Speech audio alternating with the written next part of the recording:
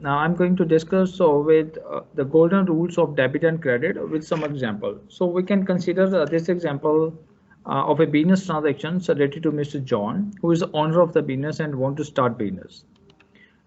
So what are the rules of accounting as far as the debit and credit is concerned? The personal, real, and nominal, three kinds of rules. The personal rule is related to the debit the receiver and credit the giver. Real, debit what comes in and credit what goes out. For the nominal, all expenses and losses debit and credit all incomes and gains.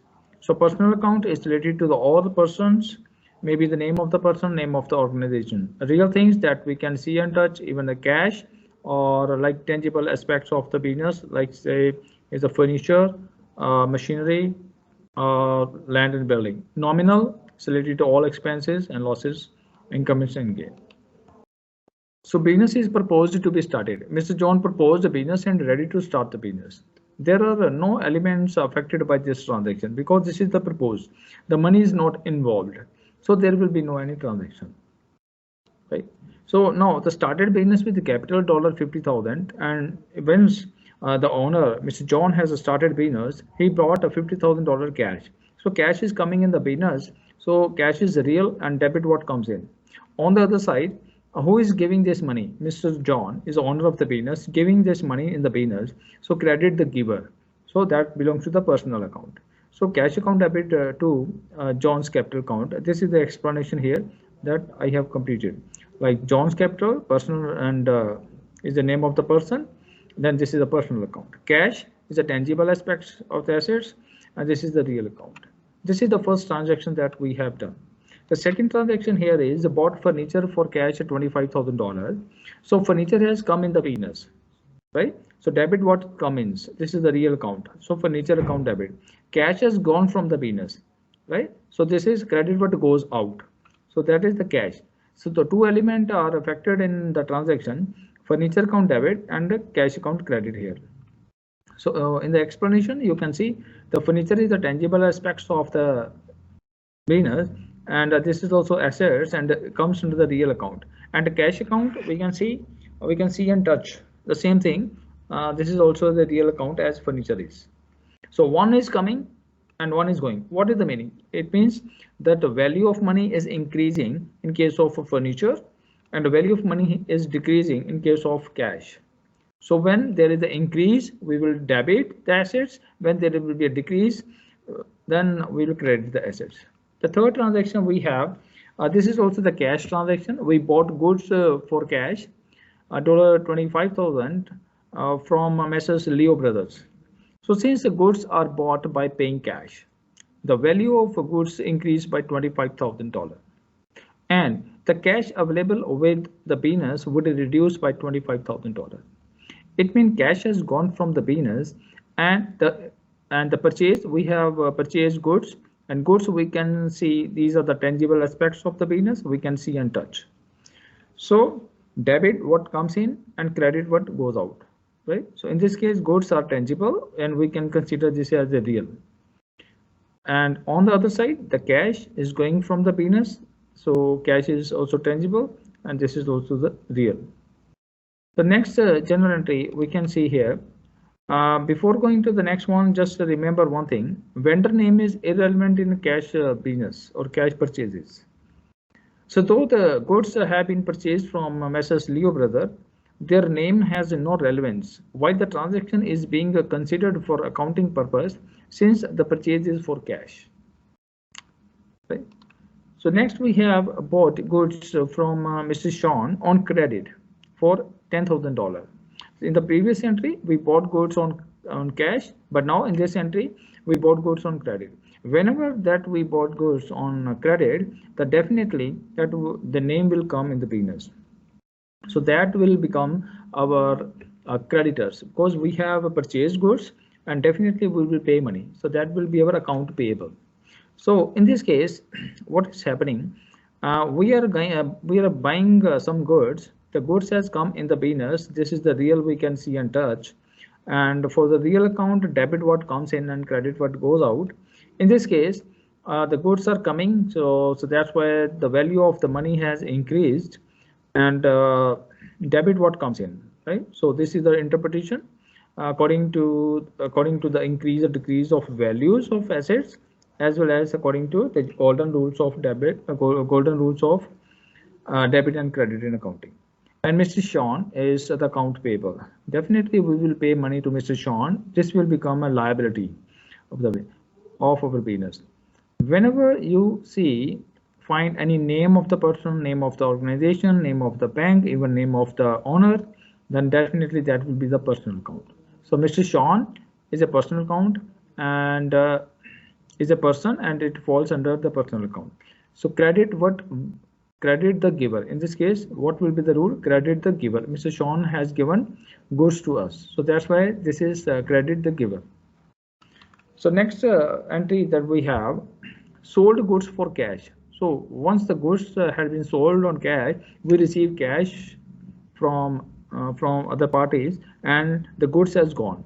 Whenever the goods has gone from the business, right, it is considered as a sale. So cash account debit to sale. Cash is real and the sale is also real. The stock is also real. Both we can see and touch. So both are real. According to the rule, debit what comes in, cash is coming. Credit what goes out, and the goods are going. So that's why cash account debit to selling of the goods. So remember again, like buyer name is irrelevant in the cash sale. Whenever there is a cash sale, so the buyer name will not be considered, because that we have received cash, no more buyer name is required. Okay. So next we have sold goods on credit to Messrs. Sam and Company. So $10,000, this is the amount, and we have sold goods, but we have not received money from Messrs. Sham and Company. Definitely in future we will receive money from him, right? So when we will receive money from him, definitely it will be accounts receivable for our company, and will comes on the asset side of the balance sheet. Since goods are sold on credit, right, value of the goods are decreased by $10,000. Yes, right. So the value, the stock has decreased. Definitely we will write to sale. A new asset in the form of a debtor who owe us is created. So in this case, Messrs. Sam and Company account is created. The new asset is identified by the name of the organization which purchased goods on credit. That is Messrs. Sam and Company. So Sam and Company is the name of the company, right? And we will definitely receive money from him later on. So in this case, like goods are tangible, real, and the name of the person is the Sam and Company, name of the organization is here, then this is the personal. According to the personal rule, we will do this one, debit the receiver and credit the giver, right? So in this case, what is happening? So Messrs. Sam and Company is here. So we have sold goods to Mr. Sam and Company.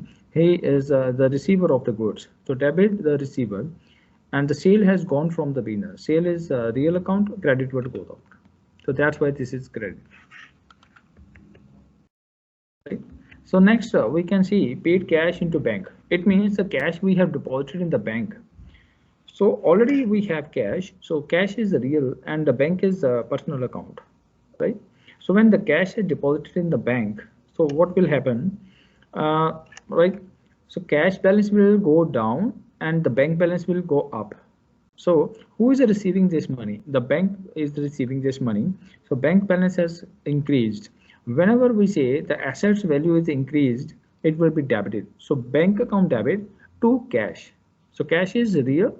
So credit what goes out. Right. So this is the depositing money into bank, $30,000. Paid cash to Mrs. Sean, $5,000.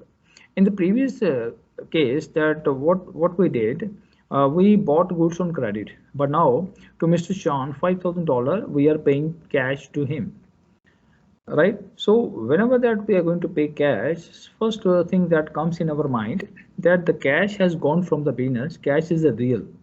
So credit what goes out. So this is the second entry that we have explained here, this one. Mr. Sean, that from whom that that we need to pay money to him. So that were our accounts payable. Now we are debiting it because Mr. Sean is receiving this money. So debit the receiver and the credit what goes out in this transaction. Received cash from Messrs. Sam and Company on account, right? $8,000. So in this case, we have received $8,000 from Messrs. Sam and Company. So cash is received by our company. Cash has come in the business. So cash account debit.